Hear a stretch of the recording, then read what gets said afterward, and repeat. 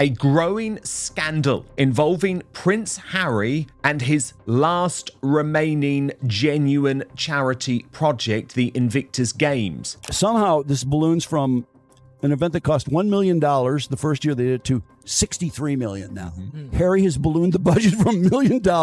It cost $1 million to do it with 400 people. It's now $63 million with an extra 140 people. What the fuck? I mean, that's insane. Spike Lee rejected Prince Harry's handshake in an awkward moment during the New York Knicks versus San Antonio Spurs game, as seen in an exclusive video. Meghan and Harry are reportedly so broke, they can't even divorce. The legal fees would bankrupt. Wounded soldiers. That's who this was for. So how does Harry's charity blow $63 million and barely a penny reaches the veterans? And trust me, the money is just where this starts. She has been able to finally get these funding questions about the $63 million Invictus Games spend into the mainstream media. 543 veterans, $63 million. That's $118,000 per person. Now hold that number. The American version, same idea. Real wounded soldiers, runs on $2 million a year. Germany does it for $200,000. Harry's version costs 30 times more than everyone else's, and the veterans see less of it. Paula reports, the most recent games held in Vancouver and Whistler in February 2025 brought together 543 wounded military veterans from 23 countries. The total cost 63.2 million Canadian, or approximately $118,352 per competitor. But their own paperwork made it even worse. In one single year, money going to veteran charities got cut by 63%, almost 2/3 gone. And in that same year, their income went up. A brand new six-figure executive job appeared. Their savings grew into the millions. So let's say it plainly, more money coming in, less going to the wounded, more going to salaries. The numbers, Paula reports, raised red flags.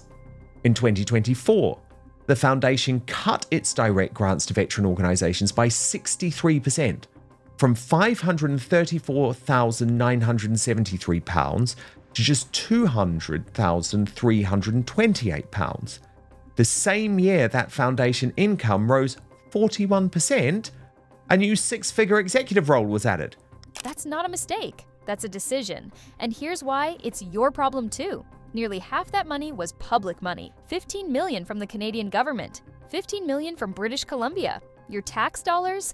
And when people asked to see the contracts, blacked out, redacted. One document looked like it was paying the boss twice. Nobody's ever proved Harry pocketed a single cent himself. That's only fair to say.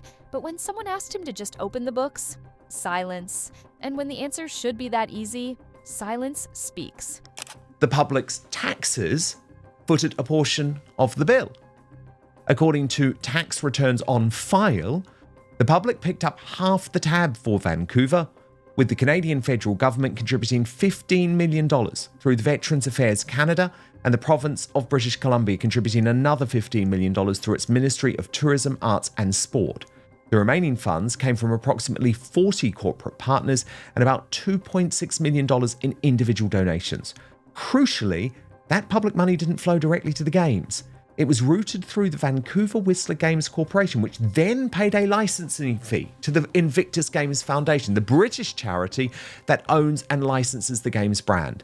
The amount of that licensing fee was oddly redacted.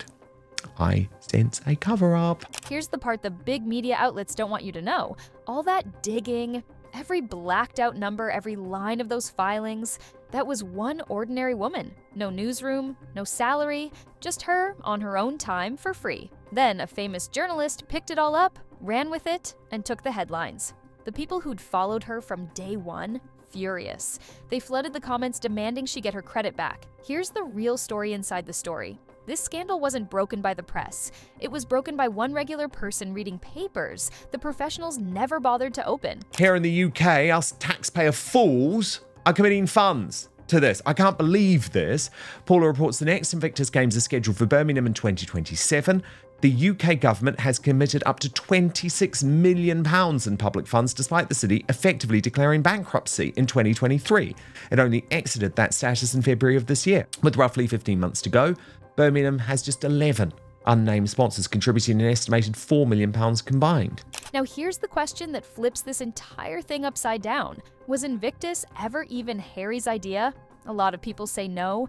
They say the real work came from the Royal Foundation, the one William was part of. The startup money traced back to a court case William won against the press. Money he then put toward launching the games. In their version, Invictus was basically handed to Harry on a plate, something to give the spare a purpose. The official story says Harry thought of it himself after the Warrior Games in 2013, fresh back from war. Two completely opposite stories, and this audience has already decided which one they believe. Harry has to go to Birmingham this summer. He has to drum up some sort of business because at this point, A, it's just embarrassing. And B, yes, government funds are supposed to cover about half, but the other half are supposed to come from private companies and private individuals. And nobody's dropping a dime anymore because they are also saying, how come this costs so much money? To them, this isn't Harry's charity in trouble. It's they gave him something great, and he drove it into a $63 million ditch. And the spending didn't stop there. I think it's people get freaked out by tax returns. And I also think sometimes people are a little bit lazy. They hear things, they say, oh, Invictus Games, 4 Wounded Warriors, which sounds like the Wounded Warrior Games. And people think, oh, this must be great. And a lot of people are unclear how to read a tax return or to check stats. And so I think it was just very easy to say, oh, the Invictus Games, it's great. It does all this. Next stop, Birmingham, a city that's basically gone broke. Bins overflowing, services cut, a full budget crisis. And somehow there's $26 million on the table for Harry's games. The people actually living there are asking the only question that matters. How is there money for this and not for us? Birmingham is getting $26 million.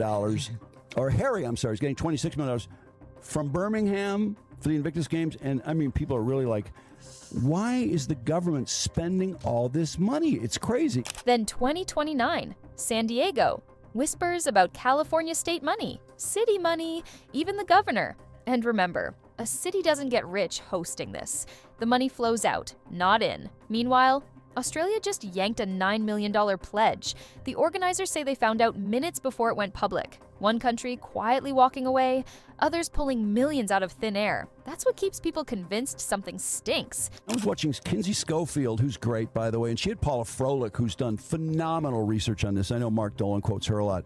And she's talking about how it looks like this has been nailed down in San Diego for 2029. So why does Harry keep getting placed on a pedestal while all this burns underneath him? He didn't just make the Time 100, he made it for sports, right next to LeBron James, Patrick Mahomes, a man whose entire athletic history is polo and a documentary about other people's bravery. People didn't just roll their eyes. They asked, who signed off on that? And here's the theory everyone keeps landing on. The billionaire connected to Time magazine is also connected to BetterUp, the company where Harry holds the title Chief Impact Officer, reportedly worth 7 figures a year. Same money world, featuring him, paying him, lifting him up. To his critics, that's not a coincidence. So, and then they have these quotes from Harry. Time magazine does, Invictus gives them their identity back. What? What? And then he says it saves lives? Well, she's big on saying that. I mean, look at all the lives Meghan saved by buying jeans. Oh, God. What a pile of crap. I can't believe she ever said it, but she did. So many have come to Harry, according to Harry, and said, if it wasn't for Invictus, I would have offed myself. Probably for all the transportation bills and medical bills that they didn't want to stick their family with if they off themselves. That's probably why they don't off themselves, because of the Invictus game. That's the whole game showing itself. Then, all that careful image building walked straight into a wall. Harry flew to San Antonio for the NBA Finals. Doesn't follow the Knicks, doesn't follow the Spurs, went anyway as the commissioner's special guest. And the cameras found him in row 8. The internet turned it into Where's Waldo? And someone dropped the line of the week, 8th row, for the man who's 8th in line to the throne. Prince Harry, who thinks as royalty, he's the most important man in the room. He certainly walked in very cockily.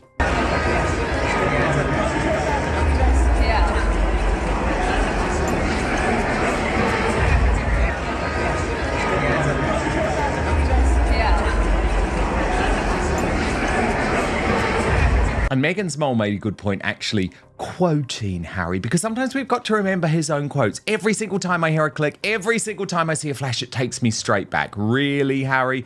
As according to Taz responded, I guarantee no other celebrity there takes an entourage this big. He's got 2 to 3 bodyguards, plus I think 3 to 4 staff members. He is completely ridiculous. But the moment everyone replayed, Spike Lee. Harry spots him, walks over, sticks his hand out for a shake, and Spike just leaves him hanging, points to himself like, who? Me, and walks off. There's a story going around that Harry once used Spike Lee's name on a fake online account, and that Spike's been waiting on an explanation ever since.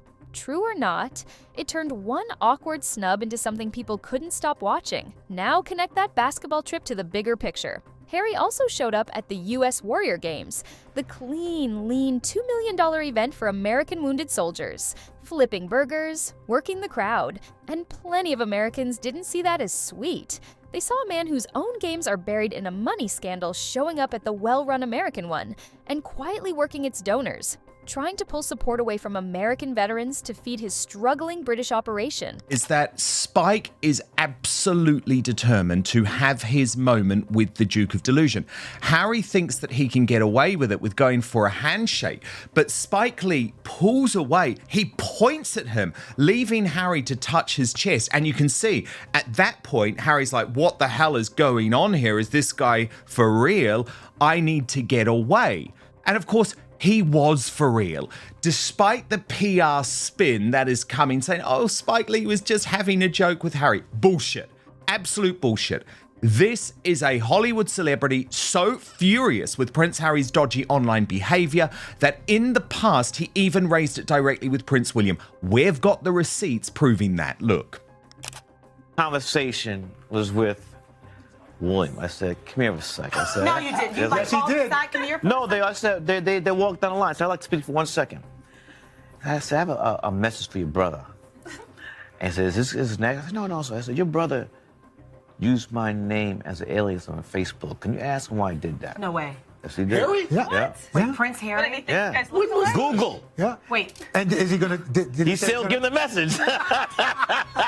Wait, Prince Harry used your name, Spike Lee. Spike Lee, on a Facebook account. Yes. Why? I don't get it. That's why I asked his brother to find out.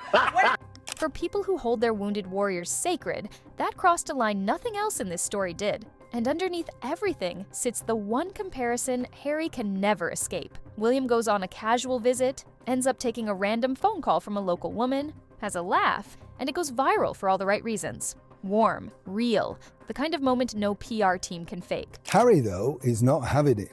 He was seeping with jealousy and could not believe that this went so well, utilising this opportunity, particularly on Trooping the Colour weekend, where he thought, let me show my fun side, pulling funny faces, playing to the crowd. I'm very good at this sort of thing. You will remember me and like me. And what they're trying to do, because America has had enough, is, look, remember why you liked it. Now look at Harry, the burger van, the crowd working, the carefully set up appearances.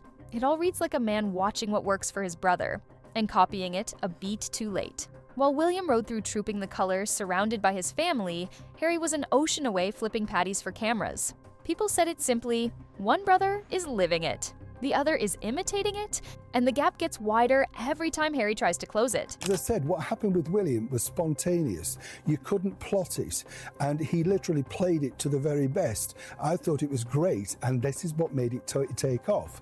This particular footage, again, you're just getting headlines like, is this now what you're destined to do? Flip burgers in a van.